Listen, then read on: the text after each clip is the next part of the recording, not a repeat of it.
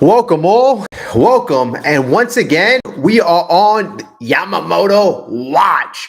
Yoshinobu Yamamoto is still one of the most desired free agents on the market. On the market right now. And we are all wondering whether you're a Dodgers fan, Yankees fan, Mets fan, where the heck will he go? Which team will he choose? What is he looking for? What is the end game right now? Really, what is the end game? We have Steve Cohen and the New York Mets, David Stearns. They are operating. They are trying to make their team better. We had a trade today. We're going to talk about it momentarily. Well, we're gonna get to that because I have my opinions about that trade, and I want to kind of break it down, and I'll let you know where I stand. But first off, as always, I just want to start this off by saying we've had a bunch of new subscribers join the family. I cannot thank you enough. I'm very happy to have a lot of new subscribers aboard. Some Dodgers fans, Yankee fans, they decided to join the channel. Welcome. Everybody is welcome here. We're passionate about our Mets mostly on this channel, but like I said, everybody is welcome. Okay. This is a very interesting day. Very interesting day. We are going on day 4. Day 4 really on the Yamamoto bidding. Apparently, bidding started on Monday. Obviously, Monday went by, Tuesday went by, Wednesday went by. Now we're going into Thursday, and Yamamoto still has yet to sign on the dotted line. What is going on? Does he really want to be a Yankee? Does he want to be a Dodger? I mean, he's clearly not running to a team. He's had all the meetings in the past. He sat with all the major market teams, and day 1, he didn't sign. Day 2, he didn't sign. Day 3, he didn't sign. And you know what? Frankly, I don't think he's going to sign tomorrow. I really don't. I think, folks, and what I wrote in my title, I firmly believe Yamamoto is holding out for the most money. He truly, truly is. His camp, I believe his agent is Josh Wolf. I hope I'm getting his name right. They have a plan in place. They have a strategy. They are trying, I believe, to get the best and the highest deal for Yamamoto. Whether it comes from the Yankees, the Dodgers, the Mets, the Giants, I believe at the end of the day, and like most players, 90%, and it feels like 90% of free agents will take the most money. You got franchises like the Dodgers and the Yankees really banking on this guy having these heartfelt emotions and just going to the Dodgers because they're the Dodgers. And that's just not how it works. Yamamoto is going to be a Major League Baseball athlete for the first time. He's never played in baseball before. He's never played for the Dodgers. He hasn't played for the Yankees. He hasn't played for anything. He doesn't owe any franchise anything. He doesn't owe us anything. And we don't really know what Yamamoto truly wants. We don't know if he wants to be an individual star. We don't know if he wants to play alongside another star. We don't know if he wants to have a team build around him. I think what Steve Cohen and the New York Mets can offer Yamamoto, I believe, is really being underestimated. For him to go to a ball club and have that ball club be centered around him and him still be in a major market in New York City, I think that is something that really checks off all the boxes. Not to mention Steve Cohen, I wholeheartedly believe will not be outbid. Will not be outbid. We know that the pitching market right now is crap. It is crap out there. The Mets made a nice, interesting trade today. Like I said, we are going to get to that momentarily because I believe right now the Mets are currently executing that strategy, and the strategy is around acquiring Yamamoto. There's no doubt about it. But it's good to see that the Mets are still conducting business that incrementally gets their team better. And that's what I kind of like to see. Throughout these last couple of days, a lot of the rumors have been the same. The thing is, There's been no new news. There really has been no new news. The things that we have learned, and we're going to get into that, is that number one, the Dodgers. That's our main competitor. The Dodgers, it appears from reports, are trying to make an offer to Yamamoto of about 250 million to 300 million. There's some publications that say a little more than 300 million they're offering, but it seemed like that's the offer that the Dodgers want to push or give to Yamamoto. Is that enough that will trigger Yamamoto into accepting? I don't think so right now. I really don't. I really don't. Now, is that what's delaying the process? Is Yamamoto saying, I want to go to the Dodgers, and the Dodgers aren't giving me that $350 million offer, and that's why we're delayed? Is it? Or is it the Yankees? Because I hear the Yankees, I haven't seen them make that mega offer as well. So at the end of the day, will Yamamoto get teams like the Dodgers and the Yankees to raise their offers, or will he have to go to a team that, which I'm hoping for, the New York Mets? It's very interesting. There's a lot of cat and mouse play. There's a lot of, I think, games at this point, or gamesmanship might be a better word. But the fact that teams like the Giants, teams like the Phillies are submitting offers tells me that they feel that the Yankees and the Dodgers aren't guaranteed to sign Yamamoto. It kind of tells me that by teams getting involved into the bidding, that they feel that Yamamoto is up for grabs. And the latest news that I saw, I saw this about 1 o'clock in the morning, and it says, well, actually, two of the latest teams to make offers are the Giants and the Phillies. So from the Philadelphia Inquirer, it says the Phillies have made an offer to free agent pitcher Yoshinobu Yamamoto, a source confirmed. Yamamoto obviously is the most sought after pitcher right now.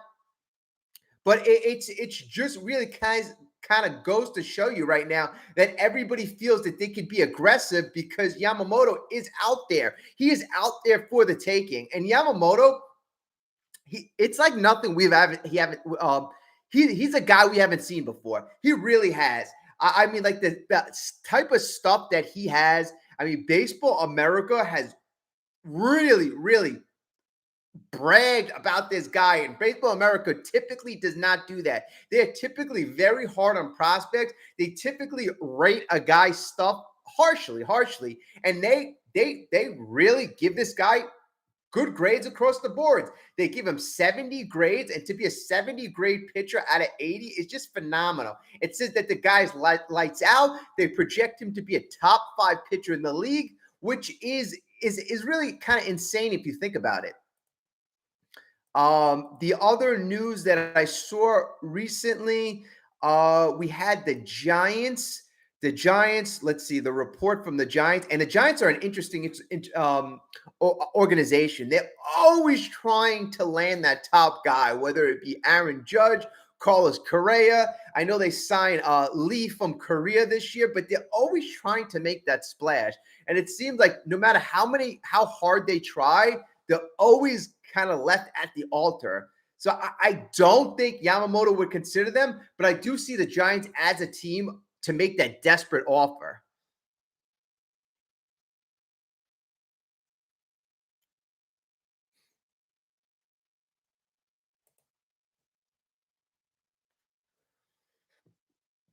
Yeah, I'm just trying to find a note that I had on the Giants.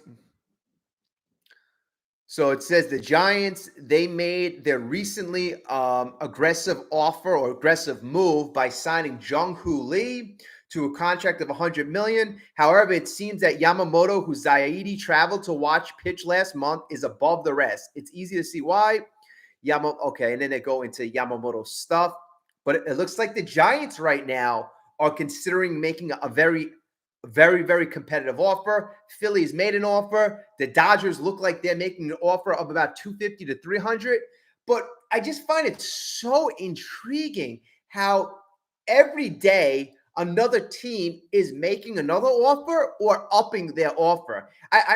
We've never seen anything like this. Like, if you really look at this and you really break this down, we've never seen a free agent sought after like this, especially his particular free agency. I don't know if Josh Wolf, his agent, is saying every team you submit this offer on this day. The Yankees, we're going to have you submit your offer on Wednesday, and then we're going to evaluate each offer day by day, because I don't understand why it's taking so damn long for Yamamoto to figure this out. It just kind of is bewildering to the mind, like, what the heck is going on? And then you hear reports like this is going to go into January. I mean, I'm glad David Stearns is somewhat building a pitching rotation, somewhat getting depth pieces, but it just feels like, what the hell is the holdup? I mean, which team do you want to go to? Are you that really indecisive? I mean, I feel like the more indecisive Yamamoto is, and the more the more he thinks about it, the more the Mets have a chance. Because, like I keep mentioning, the Dodgers and the Yankees were betting on Yamamoto being emotional and Yamamoto wanting to go to those other two franchises because that's what he wanted to do his whole career. But it doesn't seem like that's the case. It really doesn't. So, I mean, that would really pave the way for a guy like Steve Cohen, the money guy, like the guy like it. For anybody who watches Shark Tank, this is the vision I get. You know how that they say, like, all roads lead back to Mr. Wonderful? I see a situation where Yamamoto is sifting through all these offers. Maybe he wants to make $350 million. Maybe he wants to make $400 million. He wants to play in a big city. Maybe the Dodgers are trying to lowball him. Maybe the Yankees are trying to lowball him. I feel at the end of the day, Yamamoto is going to find himself in a situation where Uncle Stevie checks off every box. Paid the most money, big city. I can have a team built around me. I can be part of a new brand. I feel that if he thinks about it, the New York Mets provide every single thing Yamamoto desires. It might take him a little bit more time to evaluate all offers, and it might take him a little more time to come to that conclusion. But I feel at the end of the day, whether he deals with an agent, whether they work things out, I feel that the New York Mets will be the last person standing. Now, I was speaking with a Dodgers fan, a very, very good Dodgers fan, actually a member on our channel, and he was saying, you know what, you sound like you're really convincing yourself. And in a way, maybe we are, but we're fans first. Fans, like I mention this all the time, is short for fanatics. So we obviously want the best for our team. There's no better player out there than Yamamoto, especially pitching. We all need pitching. Pitching is low supply in MLB right now. There's not a lot of pitchers. So a guy like Yamamoto doesn't come around every day, especially with his age. So he's a guy that we have to be ultra, ultra aggressive for. Hey, Explosive, how's it going tonight? Hopefully everybody's having a great night. Sir Foul Player of Brooklyn, what's going on? What's going on? It's what time is it? A little after 2 o'clock in the morning. We're all concerned about our team, obviously. It's good to see. It kind of stinks that we don't really have more there. We don't. What I want to get into is I want to get into the trade. And and I was kind of waiting for more people to come in, because something that I found very interesting about the players that we acquired. First, I hope we all remember this. Zach Scott, I believe he was the GM like 2 years ago. So Zach Scott, I follow him on Twitter. I know, he tweets out some pretty interesting stuff. A lot of stuff about the Mets. So it's pretty interesting. And I'm going to tell you what he actually tweeted about Adrian Hauser. For anybody that didn't see this, they asked Zach Scott, like, what do you think about Adrian Hauser? What do you think about the Mets acquiring Adrian Hauser? He's the pitcher we just acquired from the Brewers. And we also acquired Taylor as well. He's a fourth outfielder. So what do you think about Hauser? And then Zach Scott responded on Twitter. He goes, Well, we were in trade talks, and I think it was before the 2021 season. The Brewers wanted to trade Hauser to the Mets for Jeff McNeil. For Jeff McNeil. So I was trying to put this all in perspective. And obviously at that time, I think Jeff McNeil, obviously I'm glad we didn't do that trade, but it just kind of tells you that a couple of years ago, we would have had to give up a Jeff McNeil for an Adrian Hauser, and now we gave up a Coleman Crow. All right, so there's a lot of different aspects to this trade. And before we break down the players and break down the positives, I just want to say one thing. The fact that we were willing to do this trade actually is very positive for our outlook in 2024. It tells me that the Mets are going to be a little more pedal to the metal than I thought they were, a little bit more aggressive than I thought they were, because they gave up a prospect in Coleman Crow. Yes, he's injured, but they liked him last year. He was one of the only damn pitchers that they acquired at the deadline. Literally, he was one of the only pitchers that they acquired at the deadline last year when they made all those bevy of trades. So whether the guy had a lot of talent or not, he was a pitcher. And you just never know, especially young pitchers. So the fact that we were willing to give up a youngster kind of tells a youngster for a fifth or sixth starter and a backup outfielder kind of tells me that, you know what, we may be more aggressive this 2024 season than one would believe. Because why give up a guy in the minor leagues? And yes, maybe he's not. I don't know much about Coleman Crow. He may be a garbage prospect, but you never know. It just really tells me that the Mets are going to be more aggressive, and that's what I like to see. Now, Adrian Hauser is not a world beater, not by any stretch. He's probably a number 5 or number 6 starter. A couple of years ago, he had a couple good seasons or mediocre season last year, and the year before that, not so good. His advanced numbers don't really blow you away. But he's a nice piece that you picked up for a guy who was injured, a guy who really hasn't done anything recently. And you got a backup outfielder, and I actually like the backup outfielder that they got. And the playing time that he's had, he's actually put up some pretty decent numbers, in my opinion. Hey, what's up, Jay? A lot of Yamamoto drama. You just hit it right on the head, and I don't know.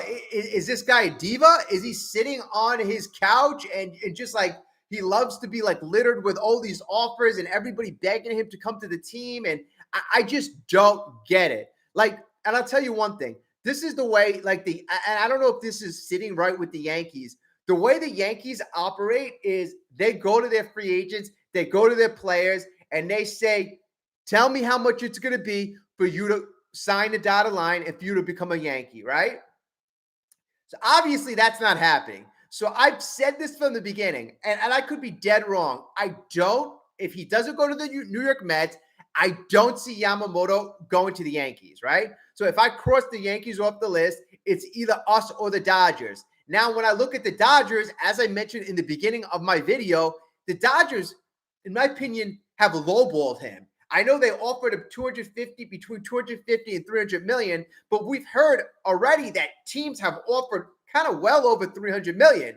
So the Dodgers haven't seemed to have stepped up in the current pitchers market. I just feel like I'm going to keep saying all roads are going to lead back to Steve Cohen. All roads are going to lead back to Steve Cohen. Steve Cohen is Mr. Wonderful for Yamamoto. He is able to provide him everything that Yamamoto is looking for.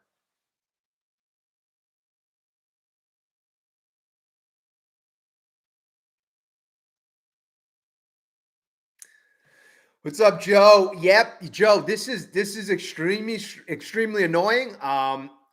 You know what? At this point right now, I'm pretty sure a lot of us just want the guy to sign.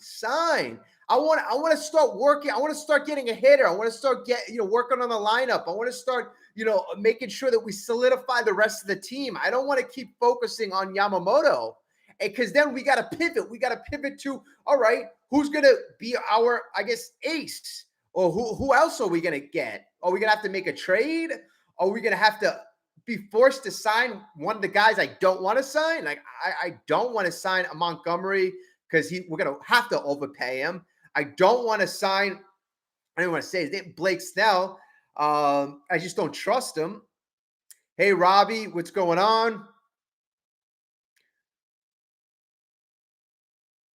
Yeah, the thing you're swapping players with the Brewers. You're really swapping players, and we got two. First of all, we got two players for an injured guy.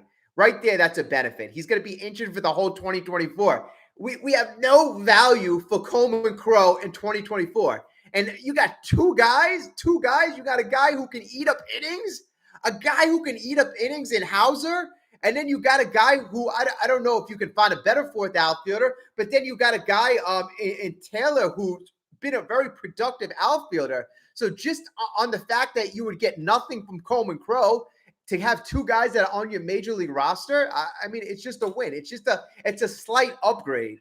So I can't complain about that. I'm not a guy who I'm like, oh, it's a depth move. Oh, it's another arm. I'm not like one of those people. But this one is common sense. Common sense. Coleman Crow wasn't going to be available. He was going to give you no production for 2024. And I'm a guy who wants to get our team better for 2024. So simple.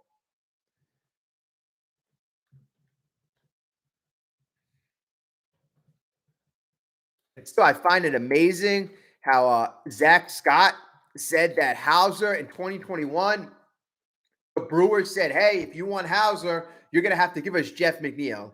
Now, 2 years later, we're able to get Hauser for basically a nothing prospect. So Hauser right now is going to be 31 years old. Last year, he was 30. And really, in 2021, he had a really good year. He was 10-6 with a 3.22 ERA, 1.2 WHIP. Not great. He doesn't really strike guys out.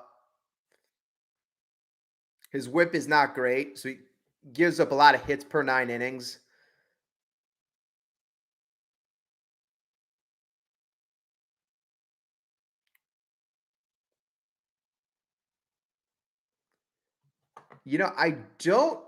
I'm not sure if anybody's really familiar. I'm not that familiar with Adrian Hauser. The thing that I do notice with him, I don't know if he was part of the rotation because this guy, he doesn't pitch a lot of innings. Like he pitched 111 innings last year, 102 innings in 2022. The most he ever pitched in his entire career was 140 in 2021, 56 innings, obviously in 2020, the shortened season, 111 in 2019. So I don't know if he's been hurt or if I don't know, he just doesn't really go a lot of innings. But you know what? I guess bottom line, if he eats up 130, 140 innings, he's just another arm. What's up, Hakeem the Dream? Oh, man, Hakeem. I love that name. Hakeem the Dream. Hakeem Olajuwon was one of the most dominating centers of all time. So you say Nimmo and Lindor are vastly overpaid. I got to say, Lindor in the last 2 years, he's done a lot more to earn his contract.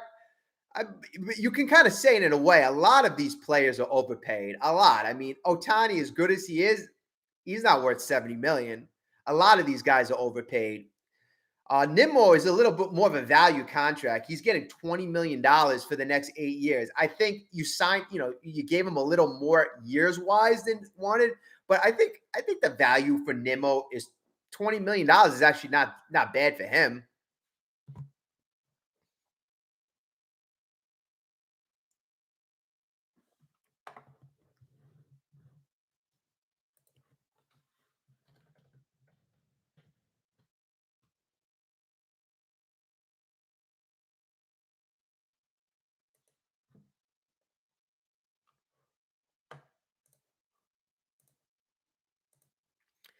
Also, too, if you really think about it, our trade with the Brewers, there's an underrated aspect to this trade. And I was thinking about this before. So the good thing is, obviously, David Stearns, formerly with the Brewers, and now with the Mets, obviously there could have been a rift. There could have been a rift that he's not with the Brewers anymore. And I'm actually glad to see that there is a good relationship between the two teams.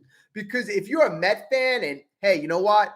Hopefully they get Yamamoto. I really do. Let's say they do get a Yamamoto and the Mets would somehow want to try to swing a deal for a Corbin Burns. At least you know there's a relationship there. At least you know Stearns has already connected with the, I don't know who the president or the GM in on the Brewers is now, but at least there's some talk. A lot of times you often call the GM or you call the president who you have the best relationship with. So I really do like that fact, establishing and really connecting back with the Brewers, because that can't be like underestimated.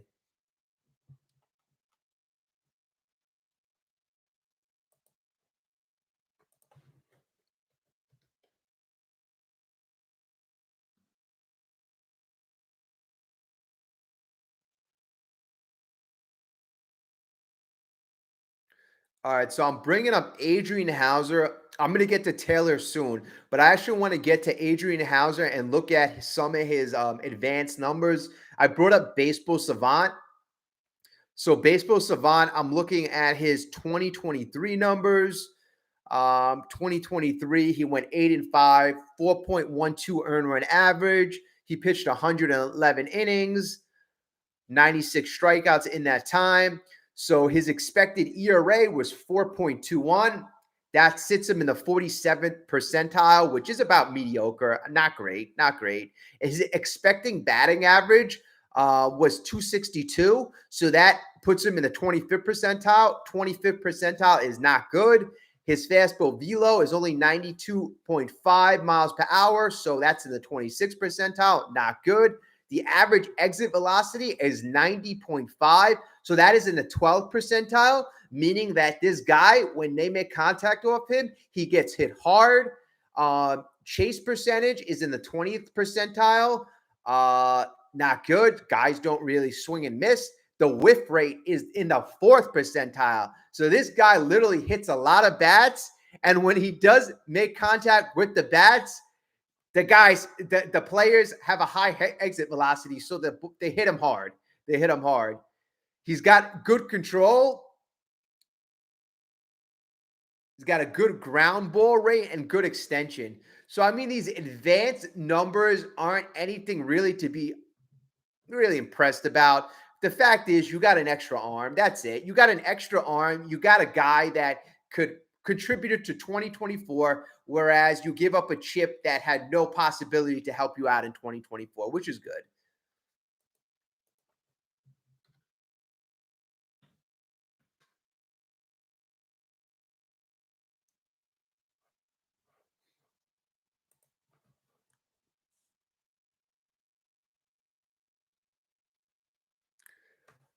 Yeah, hey Akeem. So you're right. Yamamoto is probably overrated. And you know the funny thing, I was gonna bring that topic up because I found it funny today. If anybody was listening to WFAN, whether you were listening to Lakata and BT Brandon Tierney, or you were listening to Tiki and Evan, the topics on each one of their shows was, is Yamamoto worth it? And is Yamamoto overrated? Right? So whoever show you were listening to. So I'll give you an example. Today, Tiki was basically saying that Yamamoto is not worth it. He's not worth it. He's got a small frame. He's only 5'10". He's only 175 pounds. He's probably not going to last throughout the duration of his contract. He's so super, super overrated. Tiki was saying you might as well go after a known quantity in Jordan Montgomery or Blake Snell. These guys are bigger. These guys are stronger. They've been successful in Major League Baseball. So that was Tiki's perspective. Evan Roberts was giving the other perspective in defending Yamamoto, saying that this guy is a damn phenom. This guy has stuff like no one else. This guy's pitchers right now, the way scouts evaluate it, already as the best splitter. He's got the nastiest curveball. He's got a top 20 fastball. He's only 25 years old. So some guys are just built differently. Pedro Martinez, I mean, he was 5'10". He was slight. He was slender. Some guys are just built differently. It seems like Yamamoto is a guy that is built differently. That's not to say there's no risk. There's a ton of risk, especially with the length of these contracts and the length of the type of contract. I mean, that's another thing. Tiki was saying you're going to have to give a 10 to 12-year contract to get this guy. If you would have to give a 5, 6, 7, 8-year contract, that's one thing. But when you get to 12 years, you're talking about maybe this guy is not going to be productive for 4 or 5 years. And if you're paying him $35 million a year, you essentially could be wasting 140 to $200 million, depending on how much this contract is worth. So is it worth it? And that's why I feel the Mets have their advantage. Because to a team like the Yankees, to a team like the Dodgers, I don't think it's worth it to give Yamamoto $350 million. It's not. Like, look at this. For the Yankees, they have their brand, right? They're well known globally. Everybody knows them in Japan. So it's not like they need to expand their brand.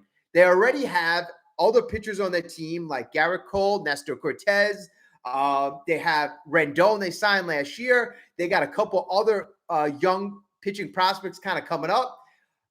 It doesn't really make sense for them to pay a guy $35, $40 million. Plus they have Judge and Cole and Stanton and all those guys signed to like very long-term contracts, making a lot of money.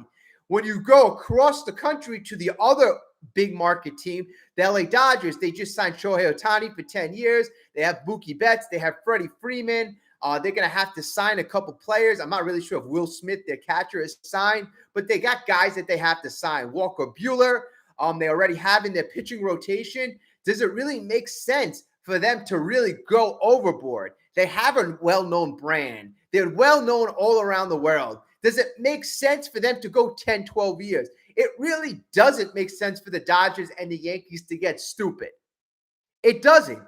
For a team to get stupid, for you to get a crazy, insane contract, the only team that it makes sense for, the only team that it will just boost their brand, the only team that it will give them that ace, it's the New York Mets. It really is the New York Mets. Now, if another team, if you tell me, hey, you know what? The Dodgers and the Yankees, that's not your main competitor. If you're competing with a team like the Giants, I could say, you know what? The Giants, they could be stupid. They could go into that $350, $400 million because to a team like the Giants, who are always in the Dodgers shadow, they're going to be willing to give out that extra money because they need to expand their brand as well. They're almost in the same situation as the Mets. So then I got to put myself in this situation. Okay, so now you're with the Giants. They're making a crazy, insane offer. Now, where does he want to play? Would he rather play in San Francisco with the Giants? They're going to pay him a lot of money. Or would he rather be in New York City with the Mets, who will pay him a lot of money? And I think if you go down the list, there's going to be more things that Steve Cohen and the New York Mets can essentially check off Yamamoto's list.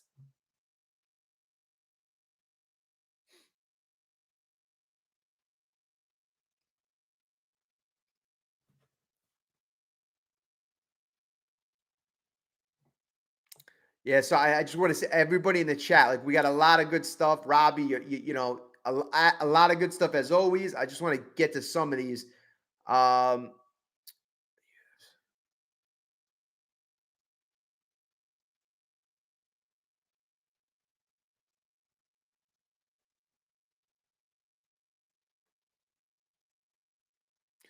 so Robbie, Brewers are in a rebuild to get rid of contracts.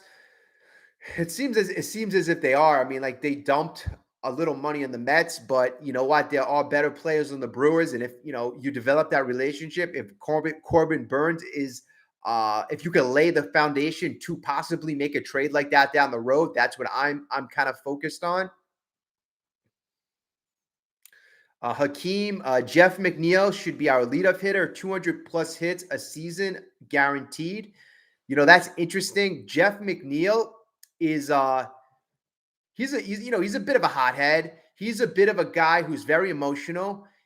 He's also a bit of a guy that I believe if you pat on the bat, if you put him in the top part of the lineup, I think he is going to perform better. He's a guy who's very psychological. He's a guy who I believe you really kind of got to walk on eggshells around him, and you kind of he's very delicate. He's very delicate. So putting him in the leadoff position might boost his ego, might help his confidence. The guy, obviously he's got talent. He won the batting title. He's just really got to stay within himself. He's one of those players that, hey, if he strikes out or if he pops up in a key situation, he's gonna throw the bat. He's gonna throw the helmet. And apparently, Jeff McNeil at this point is going to be looked at as a leader. He's going to be looked at as a leader, and we don't need that negativity and that attitude from a leader. So if you're telling me, if you bat him first, that if he's going to put his head down and he's going to bear down and act as a leader, and if it's going to help elevate his game, I'm all for trying that. I really am. This year with David Stearns, we're going to be heavily into analytics. So I'd be really excited to see if the analytics tell us that that's going to be Jeff's most successful position. I believe if you look at Jeff's career statistics, he has been most successful when he was leading off. So Hakeem, that's actually not a bad thing. That's actually very, very good there. And that's what when I was trying to build lineups last year, experimenting with Jeff McNeil in the leadoff position was always very interesting.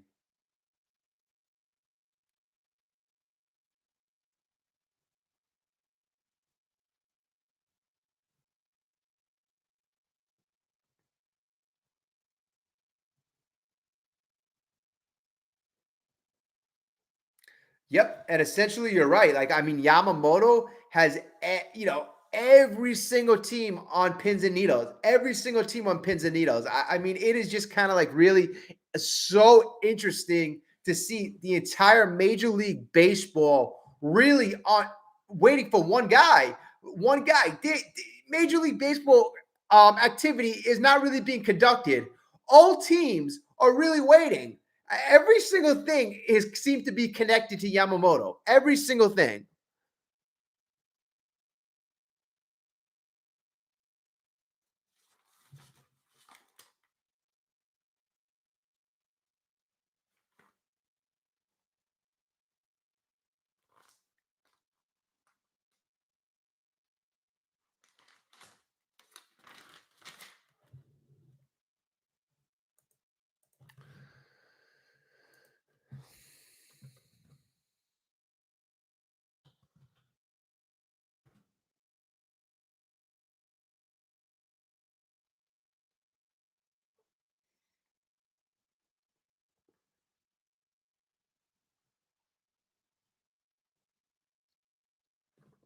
So they had an interesting piece from Anthony DeComo. So Anthony wrote an article, and it says what lies ahead for the Mets after Yamamoto decides. So he puts out two scenarios. One scenario, the Mets sign Yamamoto. So he goes, this, of course, is the Mets' preference, given how well Yamamoto fits their future plans. If Stearns and Steve Cohen manage to land him, they can count on a rotation led by Yamamoto and Kodai Senga, at least through 2025.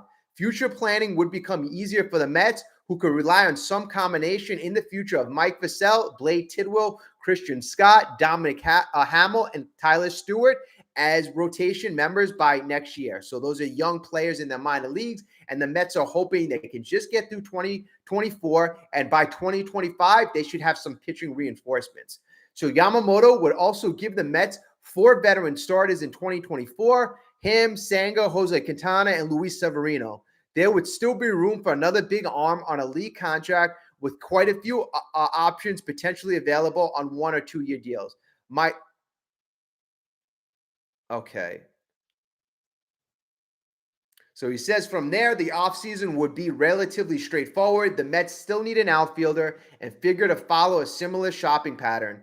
I mean, as we see today, the Mets took care of the 5th starter spot with Hauser, and Taylor could be the 5th outfielder or 4th outfielder. So this was from a day ago, so they don't even have the trade information.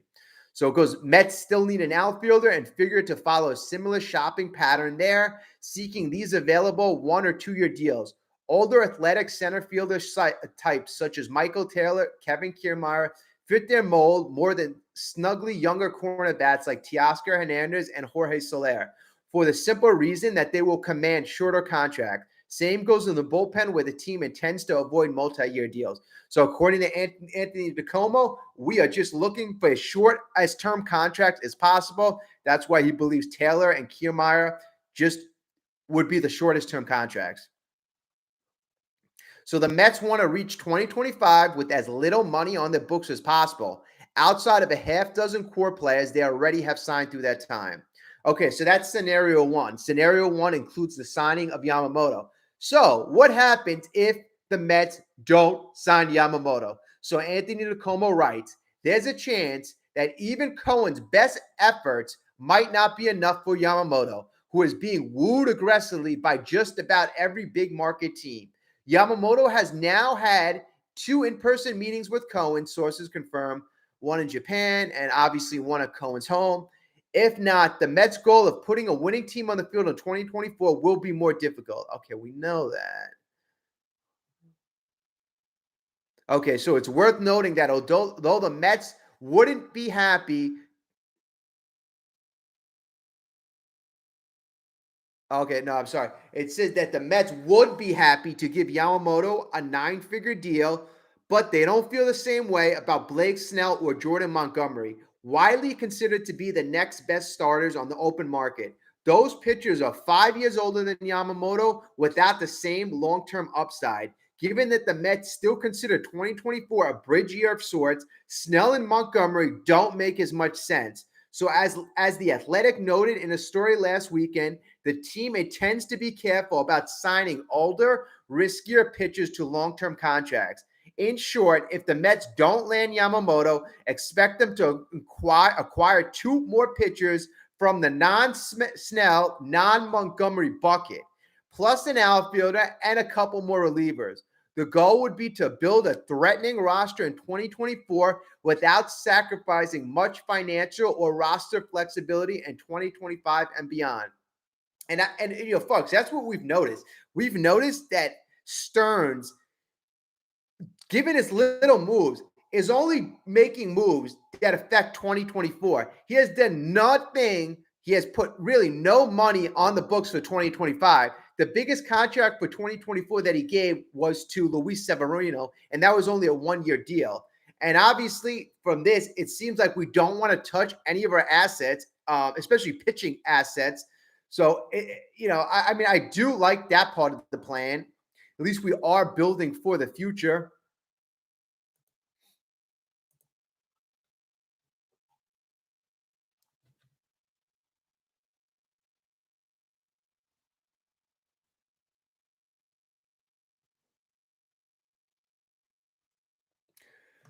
Hey, Coda, how are you doing tonight? Hopefully, you're doing well. Okay, so you're right. According to Japanese reports, Yamamoto is still staying in LA. This means there's a high possibility that he's being held back by the Dodgers. The Dodgers are desperate to get Yamamoto.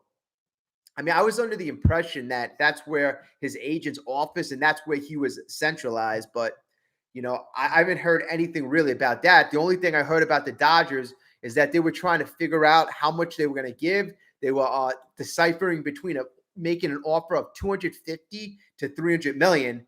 That, at least from reports, seemed to be the Dodgers' initial offer. I don't think that's anywhere near what it would take to get Yamamoto.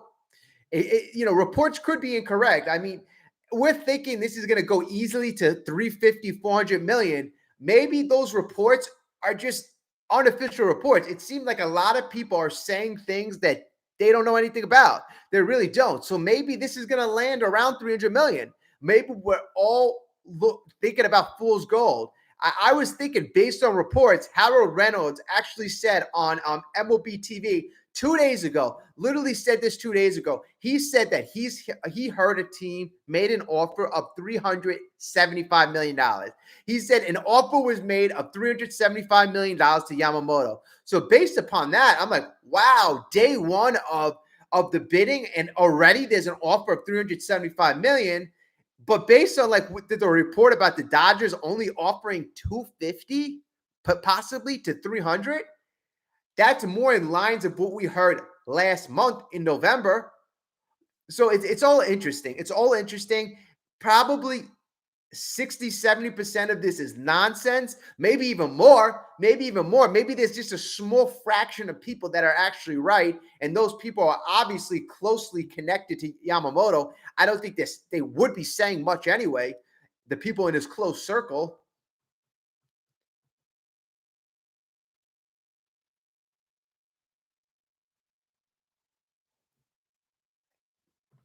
Yeah, Rob. I mean, that's a great thing right there. If the Mets could really build and somehow get to 500, and you know what? How could we not expect the Mets to get to 500? I mean, even though the Mets made trades, all right, they traded Verlander, they traded Scherzer. Scherzer wasn't that productive last year. Verlander was semi-productive, right?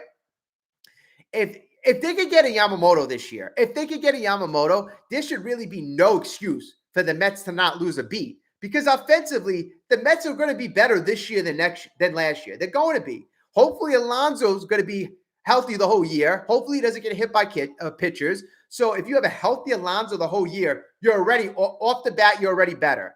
Number two, if you don't have Vogelback protecting Alonso right off the bat, you're already better. So those two little factors, Alonso healthy, number 5 batter, a different batter protecting Alonso. Just those two small factors are going to get you better. Yeah, still going to have Lindor. You're still going to have Nimmo. You know, those two guys are part of your core. So your lineup is still going to be decent. Not to mention, Alvarez is going to be in his second year. So hopefully he's got to continue to develop. Last year, he hit close to 30 home runs. I continue to see the guy develop. Then you got guys like Vientos and Beatty. Hopefully, in their second year that they do better and they are a little more well-adjusted to the league. And then we just got to get, I believe, another bat. Our offense is going to be better. That's one thing. And if you get a Yamamoto, I expect our pitching to be better, our starting pitching to be better. Now you got Edwin Diaz in the bullpen. I expect our bullpen to be better, especially with all these additions. So the goal of being 500, I believe that is a small goal. I expect to at least make the playoffs. Yeah, Vogelback was beyond embarrassing. I really felt bad for the guy. I don't know why he was being trotted out there. Uh, really, it just pretty much routinely. It was like a month stretch last year. I don't know if it was June. I think that was during the big losing streak or losing month. And the Mets continued to run the same lineup really out there with Vogelback being in the 5th position. I really don't get it. That's where I really felt that if Billy Epler was being evaluated, and Billy Epler seemed like he was the impetus for Buck, Buck was being forced to put Vogelback in that 5th position. Buck, it seems like, didn't want to put Vogelback in the 5th position. It really, really made no sense.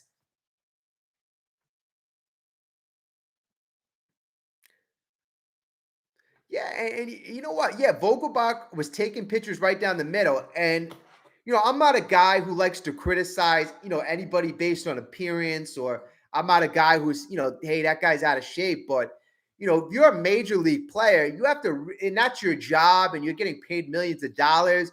You really got to take care of your body a bit better. Like, I don't know if he has some type of medical condition, but it's really unacceptable for a major league guy to go out there and really not take care of himself.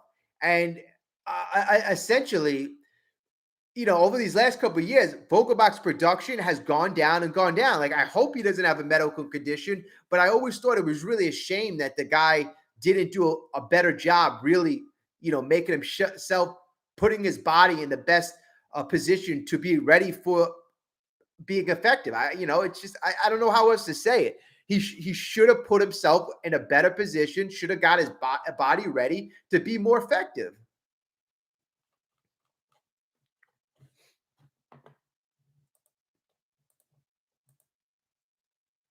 So does anybody feel that we're gonna have any decision before Christmas or anything like that? I really can't see this. It would be hard for me to see this go past Christmas. It really can. And once it goes past Christmas, it's apparent that it's going past New Year's. I don't think anybody's really going to be working hard next week. That's typically how, like, there's not many deals. If anybody really realizes that there's not many deals between Christmas and New Year's. Now, this year might be different because it seems like Major League Baseball has been on hold because we're waiting for Yamamoto. So maybe because of that, we're going to be forced to work between Christmas and New Year's. But I don't know if Yamamoto is going to be working between New Year's and Christmas or Christmas and New Year's.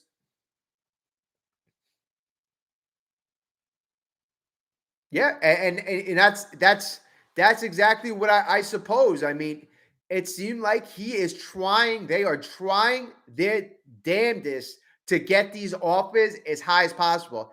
I think just like they shocked the world kind of with the Otani contract, they're trying to essentially shock the world with this Yamamoto contract. That's why, like I was initially saying, this is gonna go over 400 million. Gonna go over 400 million. Today, I hear other reports like, oh no, it's not gonna be that high. But how can it not really go that high? If teams have already made formal offers of over 300 million, wouldn't other teams eh, keep bidding it up? There's so many teams involved. Here's the thing. Here's the thing. Remember what Otani? I think it was the first or second week. Like I think there were 2 or 3 weeks of the Otani chase.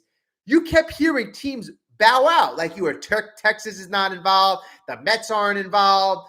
Seattle's not involved. I haven't heard one team bow out. No teams are bowing out. You still have the Phillies making offers. You have the Giants making offers. The Mets are going to make offers. The Yankees, the Dodgers, obviously. There is the Red Sox. There's not one major market team that has bowed out of this Yamamoto sweepstakes. Everybody is heavily involved. Everybody believes they have a chance. And I got to give Josh Wolf, the agent of Yamamoto, a lot of credit. He has made sure and made it guaranteed to every team you're still involved. Yamamoto he's heavily interested in going to you. He still wants to go to Philly. He wants to go to Boston. Oh, he'll consider going to any. He will consider going anywhere, right? So Josh Wolf and Yamamoto have done a phenomenal job convincing every single president and GM and owner that he is willing to go to any team. Any team. Most players or agents say, okay, no, it's down to this group or it's down to this group. But Yamamoto in his camp has managed to say, I'll go anywhere. I'll go anywhere. And I find that a bit amazing. And I wonder, are we going to start, before we hear Yamamoto has signed, are we going to hear teams dropped out first?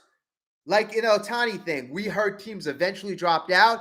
And then we heard like it was down to 3 teams. It was down to the Dodgers, the Blue Jays, and then you had the Cubs in there. And I was like, the Cubs and the Blue Jays, if he wants to stay in the West Coast and go to a winner, why the hell would the Cubs be there? And even Toronto, to an extent, it didn't make sense. So the Otani contract, I give the agent even more credit because Otani was so blatantly for LA. Like Steve Cohen and the Mets were like, all right, he obviously doesn't want to go to us. We're not going to bid him up. But the Yamamoto, completely different.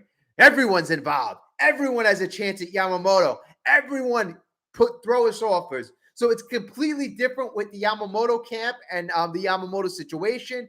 I give credit to Josh Wolf.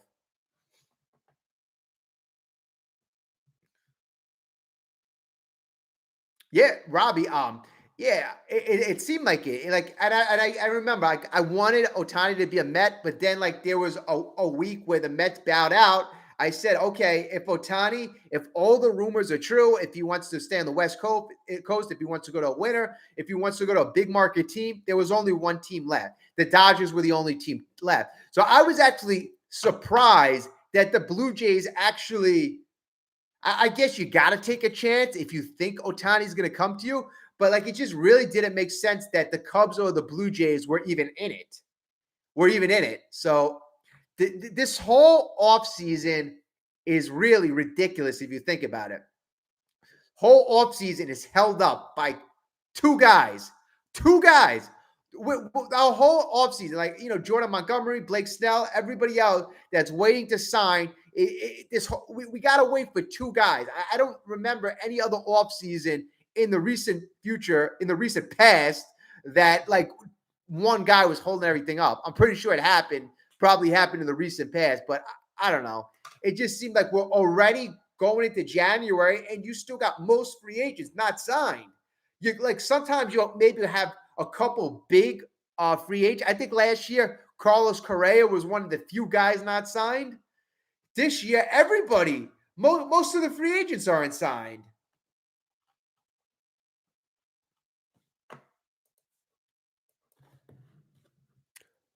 Wow, it's almost 3 o'clock in the morning.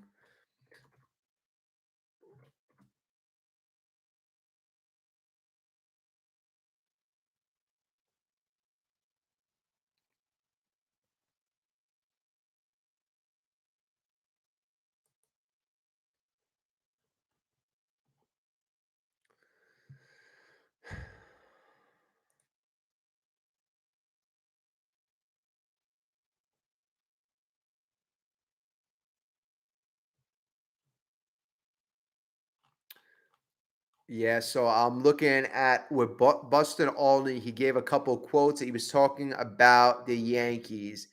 So this is from yesterday. It said Yankees believe they have a real shot at Yamamoto amid the Mets' pursuit. So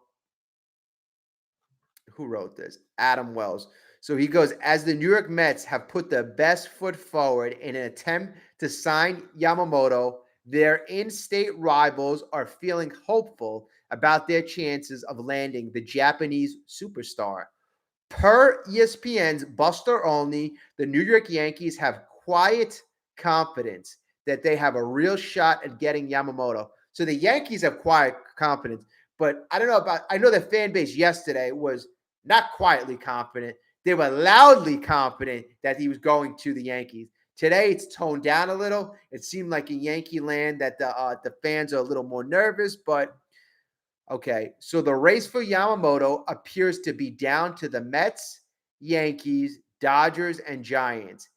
Alex Spire of the Boston Globe reported on Tuesday that the 25-year-old only met with the Mets and the Yankees during a recent East Coast visit.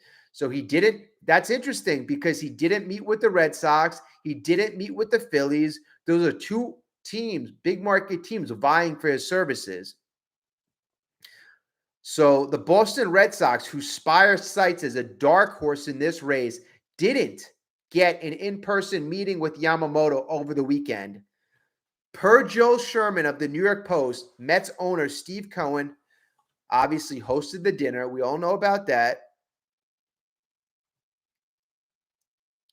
According to Olney, people in the Mets organization believe that Steve Cohen will offer Yamamoto the most money out of any potential suitor. He also noted that with both the Mets and the Yankees have a wariness about the power of the Dodgers. So they're both nervous about the Dodgers. All three teams are operating from somewhat desperate position. I would have to argue that the Mets are more desperate.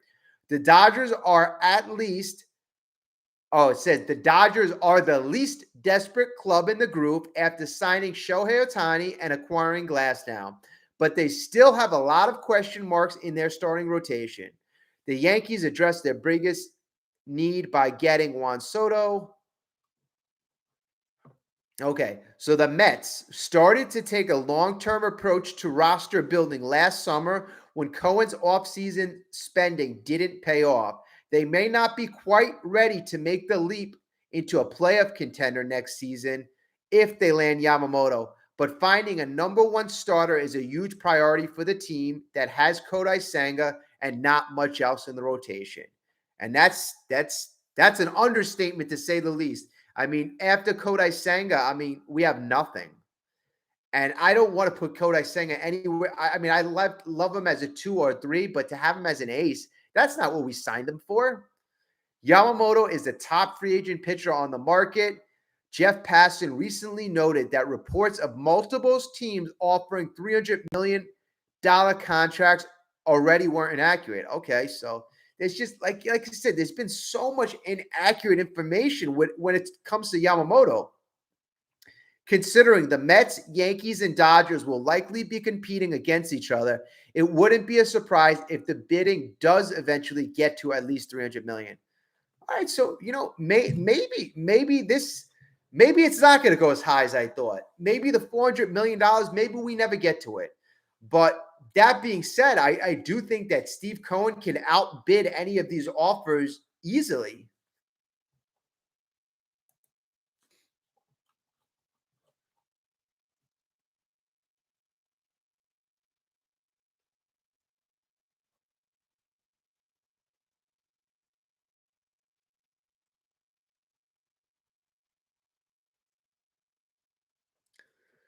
But I wonder what the tactic. I mean, I'm assuming the tactic has to be maybe they're just looking for a $400 million contract, because if you wanted to go to the Mets or you wanted to go to the Yankees, this guy might essentially not really have a preference at all. It's just really all about money, because if you want to go to the Yankees and the Yankees are saying, Yamamoto, how much do you want to be a Yankee? We'll give you whatever you want. $360 million? Okay, we'll do it. But Yamamoto, I guess they're just like, okay, keep bidding, bidding, bidding, bidding. Time goes by, and and they know that usually you don't want time to go by, because then you're like, oh, the Phillies, they're gonna get Snell, or the Mets are gonna get Montgomery. But this is where the perfect situation lies for Yamamoto. They know that there is just nobody in the class of Yamamoto, and that they have so many damn suitors.